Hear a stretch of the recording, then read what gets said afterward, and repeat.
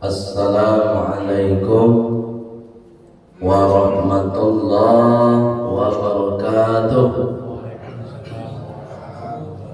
Alhamdulillahilladzi ahyana ba'dama amatana wa ilaihin nusyur.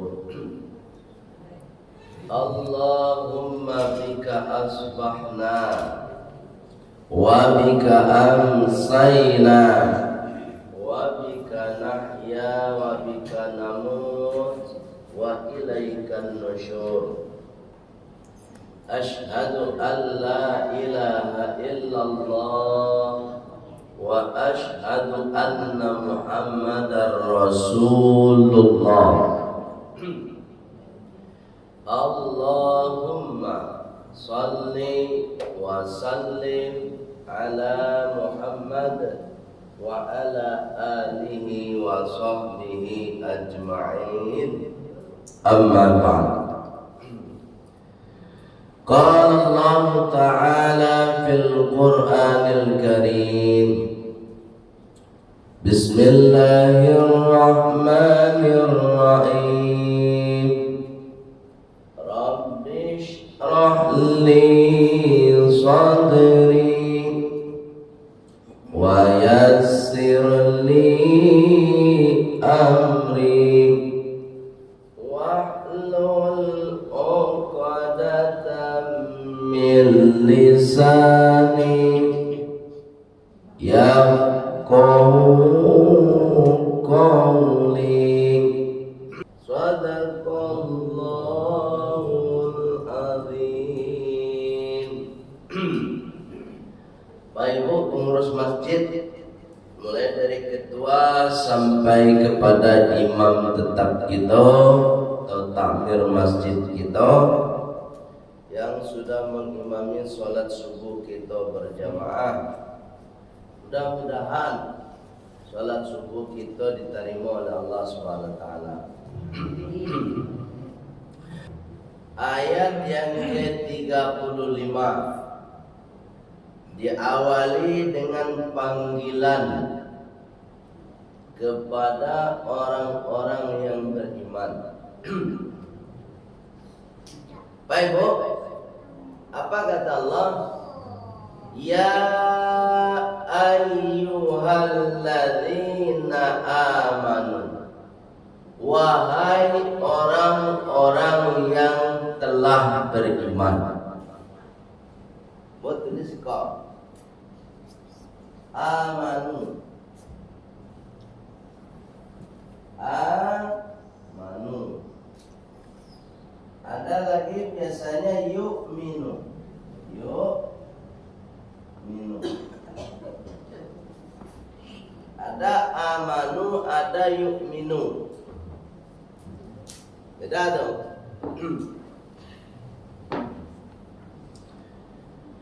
Kalau Allah bicara amanu, berarti telah beriman. Kalau yu'minu, sedang beriman dan akan beriman. Beda dong. Kalau telah beriman, berarti dia punya kewajiban mempertahankan iman. Contoh, ini kan bulan Agustus, ya kan? Kita telah merdeka. Kapan kita merdeka? Diproklamasikan, ditetapkan pada tanggal 17 Agustus 1945. Udah lama tuh. Sekarang 2024 berarti sudah 79 tahun. 79 tahun kita telah merdeka. Ya nak? Pertanyaannya, selama 79 tahun ini ada nggak kita mempertahankan kemerdekaan? Itu zona merdeka, Wak. Ya kan? Penjajah sudah kita usir tuh. Belanda, Inggris dan sebagainya kan, yang sudah menjajah kita. Pertanyaannya, penjajah sudah habis, kitanya merdeka enggak?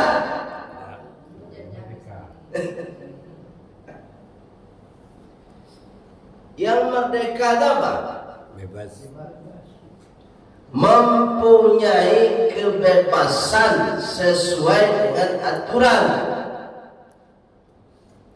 Kalau beragama saja masih dibatasi, berarti belum merdeka.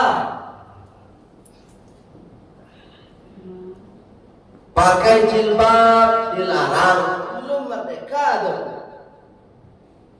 Yang pakai jilbab disuruh buka jilbab, belum merdeka. Belum merdeka. Jadi kalau kita bicara telah beriman, berarti sejak lahir selagi apa agama Islam, lahir anaknya mangkuk katiko itu anaknya sudah iman. Nah pertanyaannya Bapak Ibu, bagaimana kita mempertahankan iman? Itu makanya lebih tinggi kok kalimatnya daripada aman. Lebih tinggi yu'minu. Coba lihat dong. Surat Al-Baqarah, alladzina yu'minuna bil ghaibi wa yuqimuna shalah wa mimma razaqnahum yunfiqun. Nih kalimatnya. Yu'minuna. Mereka sedang beriman bil ghaibi dengan yang gaib, wa yuqimuna shalah, dan mereka istiqomah melaksanakan salat.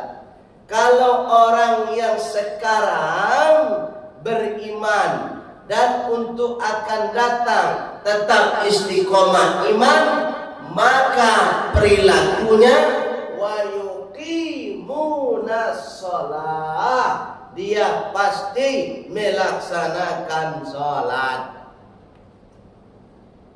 Kalau ada orang yang enggak salat, berarti ini dia baru telah beriman, tapi bukti imannya belum ada. Orang Islam tapi enggak salat, enggak ada. Sini enggak ada, mana ada di sini.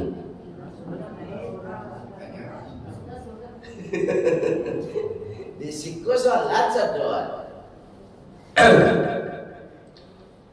Jadi kalau ada orang yang Islam agamanya tapi belum sholat, ingat, dia baru telah beriman.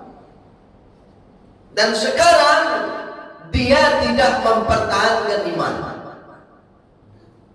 Nah itu, sama jawab telah merdeka, tapi awak tidak mempertahankan kemerdekaan.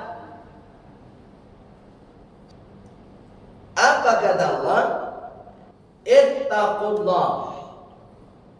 Tingkatkan rasa takut kepada Allah. Apa caranya supaya rasa takut itu meningkat? Kan itu pertanyaan lain. Apa caranya? Nah, ayat berikutnya tuh. Wabatahu, kata Allah, ilaihil wasilah.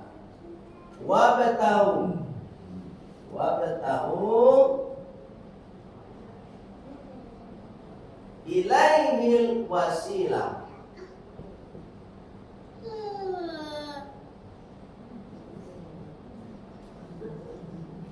Malah kuat sekali.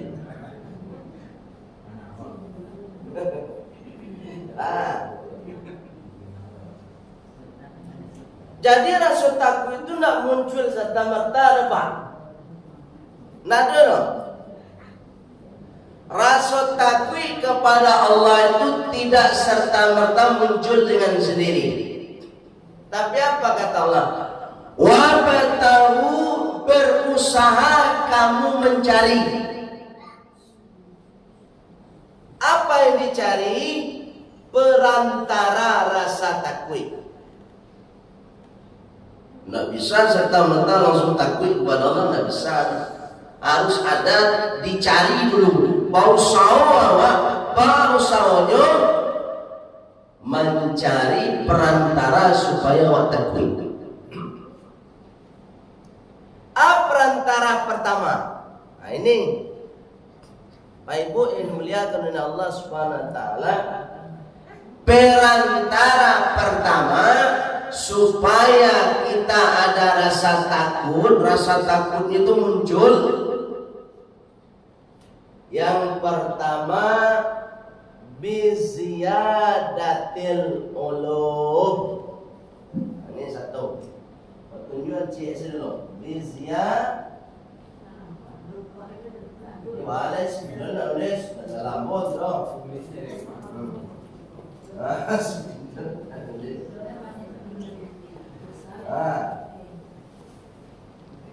Habis baterainya pun tintanya. Besok kita isi lagi kalau sudah dibeli tinta. Ya. Satu jalan untuk membuat awak ada rasa takut itu Pak, biziyadatil ulum. Harus rajin menambah ilmu. Harus rajin. Dan menambah ilmu kau Pak Ibu kan harus majelis ilmu mendeko. Iko salah satunya Mas. Bisa dengan membaca sendiri. Alhamdulillah. Banyak stok kiro. Ya. Biziyadatil ulum. Ini.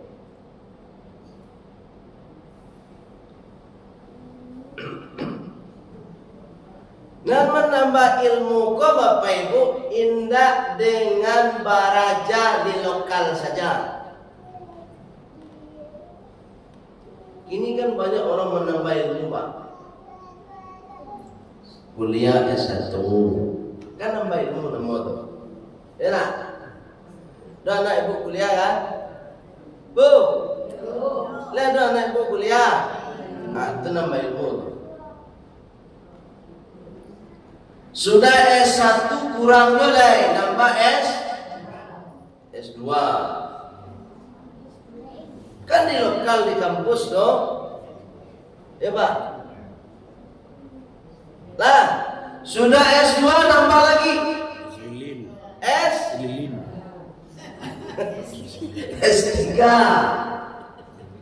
Terus ditambah apa ilmunya? Pertanyaannya, ini pertanyaannya. Dengan menambahnya pendidikan anak awak, sudah sarjana dia, sudah magister dia, sudah doktor dia, bertambah pendidikannya. Pertanyaannya, tambah takut enggak dia dengan Allah? Tambah lari. Pak. Kalau seandainya tidak, maka ini akibatnya nih. Illa bu'dan.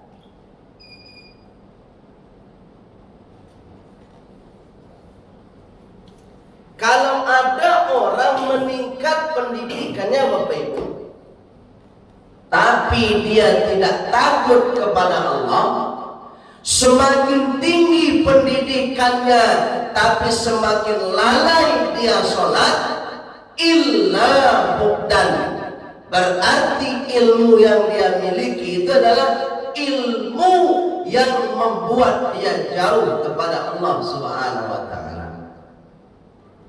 Solusinya apa? Jangan cari ilmu yang membuat jauh dari Allah. Cari ilmu yang membuat awak dekat kepada Allah. Begitu.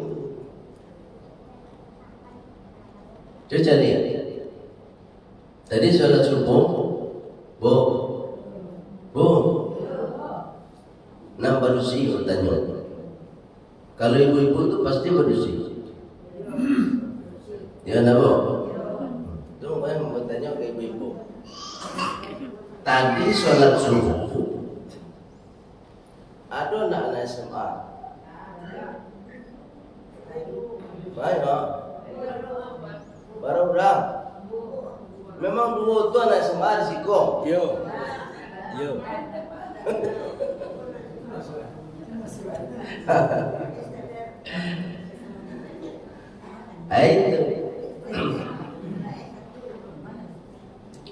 Tanya aja itu satu. Yang kedua, Bu, ada nggak di risiko sarjana?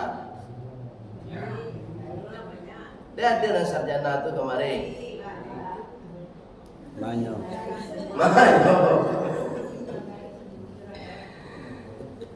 Itu.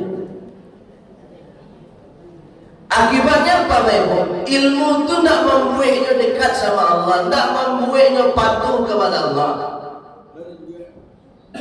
Hari ini banyak begitu, Pak.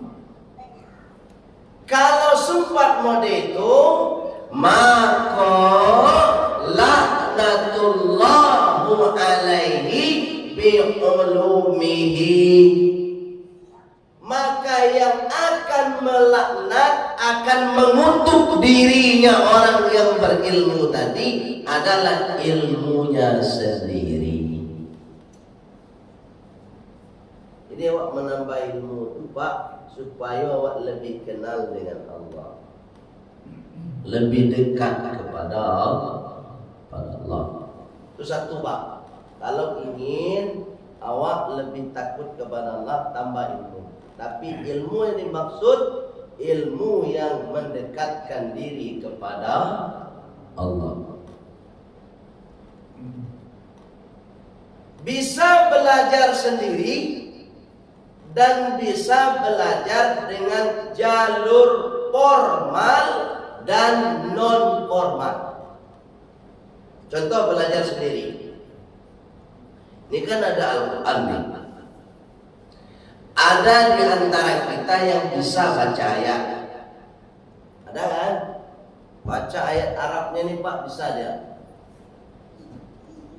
Ada di antara yang bisa. Kita tidak perlu menunjuk yang bisa atau tidak bisa. Ingin menyampaikan cara barajanya. Kalau misalnya Pak Ibu bisa membaca ayat, silakan baca ayatnya dulu. Kenapa? Karena target kita dapat pahala dan memperoleh ketenangan jiwa. Jadi kalau ada nama si galau-galau, Pak, ya kan? Banyak masalah, pikiran tak tenang, syukuran. Insya Allah pikiran akan tenang, jiwa akan tenang. Baca Quran kalau yang bisa. Tapi kalau yang tidak bisa, baca terjemah ayat Al-Quran. Ketika Bapak Ibu membaca ayatnya dapat pahala, setelah dibaca ayatnya Bapak Ibu pacu terjemah. Maka ketika Bapak Ibu membaca terjemah, di situ Bapak Ibu dapat ilmu.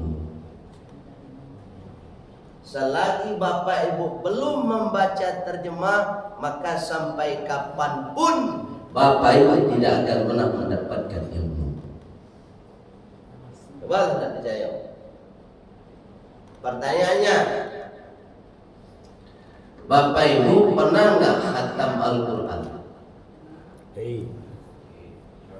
Pernah kan? Pertanyaan berikutnya, Bapak Ibu pernah nggak khatam membaca terjemah Al-Quran? Coba bayangkan, Bapak Ibu sudah pernah khatam tuh baca ayatnya, tapi ilmunya Bapak Ibu tinggalkan. Karena sangat tidak. Kalau Bapak Ibu baca terjemahannya sampai khatam belum, berapa banyak ilmu Bapak Ibu? Dibahas semua sini, tentang iman dibahas, tentang ibadah dibahas, tentang muamalah dibahas, tentang nikah dibahas, tentang jual beli dibahas. Di sini semua. Jadi ketika Bapak Ibu sudah membaca terjemahnya, idealnya Bapak Ibu adalah orang yang berilmu, tapi ilmunya ilmu Al-Quran. Kalau gitu, kalau sudah dapat ilmu, maka endingnya, akhirnya apa? Punyalah keinginan, punya tuntutan kepada diri sendiri untuk mengamalkan ilmu. Contoh, Ibu nanti pasti ketemu nih dalam Al-Quran kalau Ibu baca.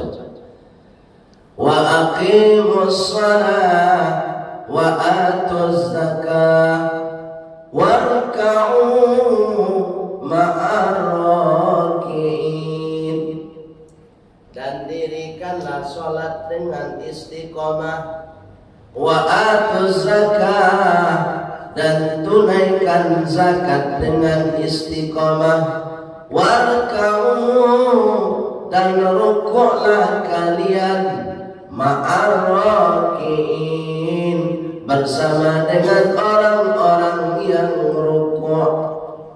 Makasihnya rukuklah kalian itu adalah sholat berjamaahlah kalian. Itu keterangannya tuh di Al-Quran tuh dalam kurung atau di bawahnya itu ada catatannya tuh yang disebut dengan rukuklah sholat berjamaah. Berilmu kan? Ternyata sholat berjamaah itu diperintahkan oleh Allah. Baik, dimuliakan oleh Allah Subhanahu Wa Taala. Itu satu caranya menambahin ilmu. Yang kedua,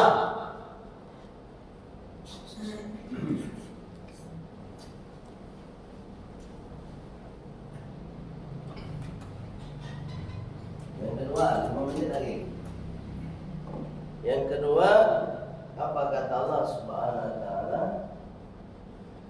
Bikasrati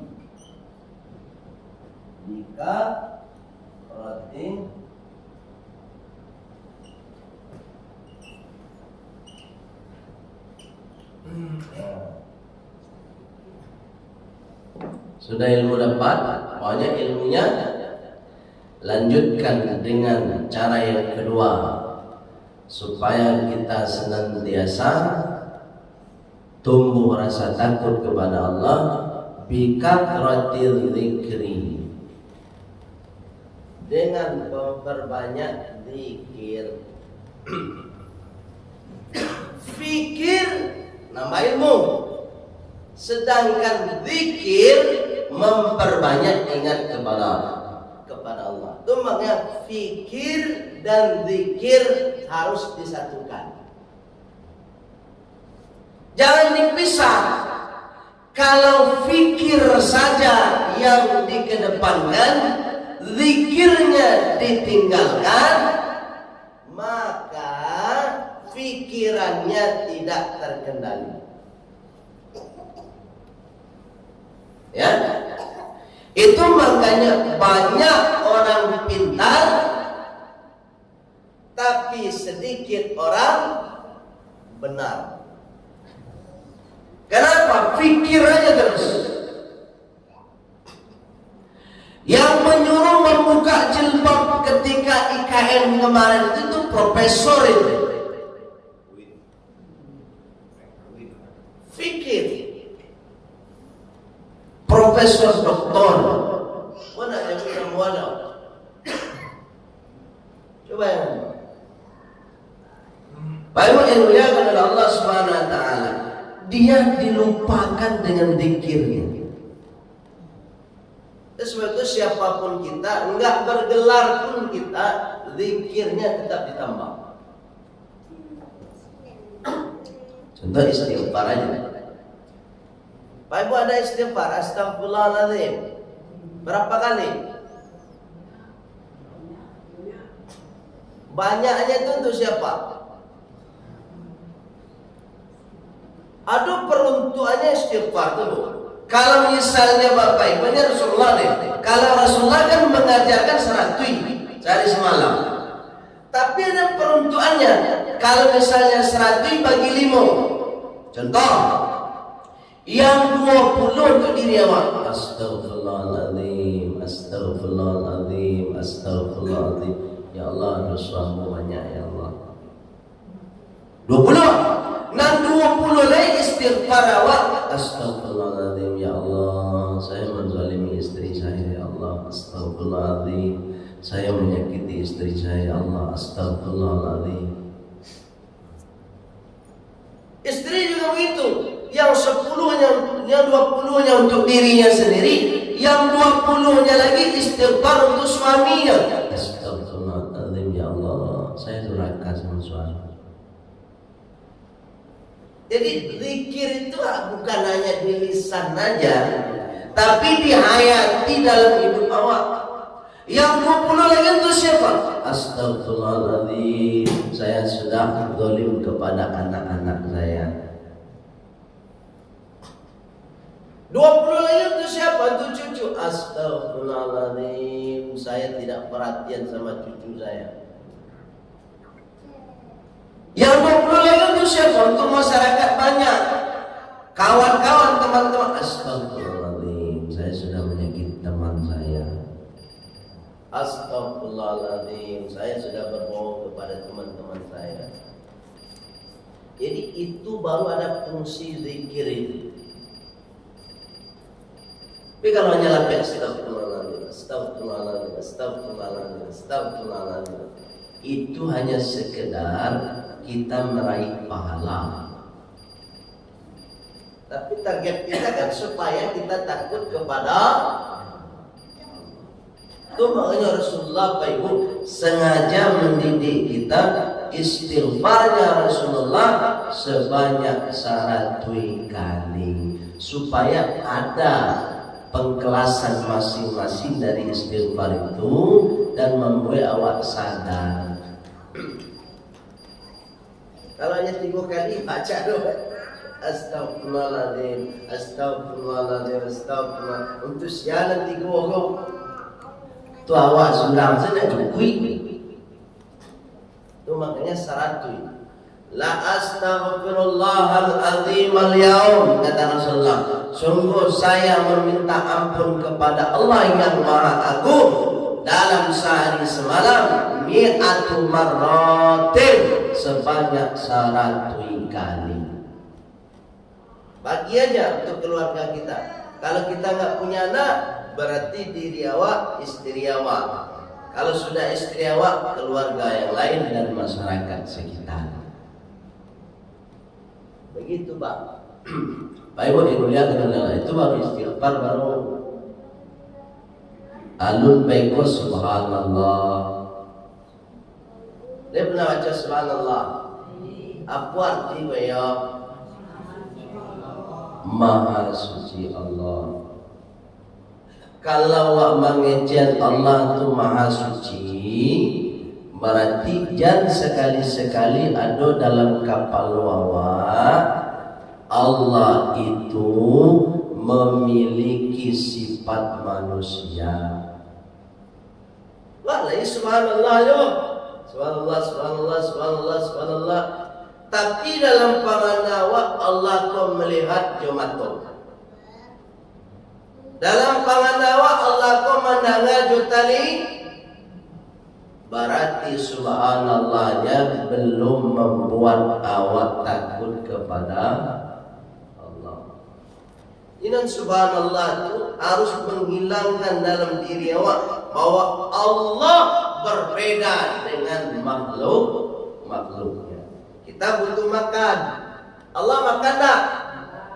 Tidak. Itu harus ada keyakinan itu. Tidak boleh tidak. Yakin betul dalam hati awak. Awak bisa berbuat tapi terbatas. Kalau Allah tidak ada batasan. Itu makanya harus terucap dalam lisan kita bahwa kalau Allah berkehendak, maka Allah cukup mengatakan kun, jadilah, mangku akan jadi. Kalau Allah jadinya sesuatu tidak pakai proses, tapi kalau manusia harus pakai proses. Nah, itu nanti apalagi alhamdulillah. Apa artinya? Segala puji bagi Allah. Tanamkan dalam diri kita sebagai rasa takut kepada Allah. Ketika awak tidak dipuji diorang, awak jangan merah. Tapi kalau ada di antara awak nak rajin sujud, rajin sholat, rajin baca Quran, ketika tidak disanjung kurang berang, berarti alhamdulillahnya akan berlaku dalam diri. Aku tidak bisa sudah ngomong.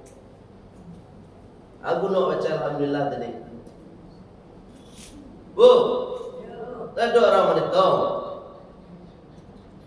Nak disabui nama, nak disanjung nama berangnya. Banyak. Si Abdullah 100.000. Misalnya, kiranya si Udin pun nak disabui dah. Langsung pergi keluar lain. Dia nak disabui punya sedekah tadi. Sabananya kalau Pak Ibu ingin menghayati, ketika tidak disabui nama awak, di situ Allah sayang kepada awak. Kenapa? Allah sedang menyelamatkan awak. Jadi sudah sebenarnya awak kalau sudah bersedekah tapi tidak disabui, Allah sedang menutup supaya kita terhindar dari riya. Memang sebenarnya tergantung hati. Tapi kalau kita minta dipuji, minta disanjung, berarti kita tidak memahami kalimat alhamdulillah dan awak baca. Berikutnya Allahu Akbar. Apa arti Allahu Akbar? Allah Maha Besar. Jadi kalau Allah Maha Besar, tanamkan pula dalam diri awak bahwa Allah itu Maha segala-galanya, Maha Kuasa. Jadi kalau Allah Maha Kuasa, apa saja di atas kekuasaan Allah. Al-Malikul Haqqul Mubin. Kekuasaan yang sesungguhnya adalah kekuasaan Allah. Kalau kita nggak ada kekuasaan. Baik Bu, itu saja kira-kira yang dapat aku sampaikan. Wakatul habis. Jadi dua itu dulu. Yang pertama tambah ilmu, dan kedua banyak zikir. Insyaallah kita akan lebih takut kepada Allah Subhanahu Wa Taala. Mohon maaf kalau ada salah kata, salah cara. Dan tutup dengan doa penutup majelis. Subhanakallahumma wa bihamdika asyhadu an la ilaha illa anta astaghfiruka wa atubu ilaik. Walhamdulillahi rabbil alamin. Assalamualaikum warahmatullahi wabarakatuh.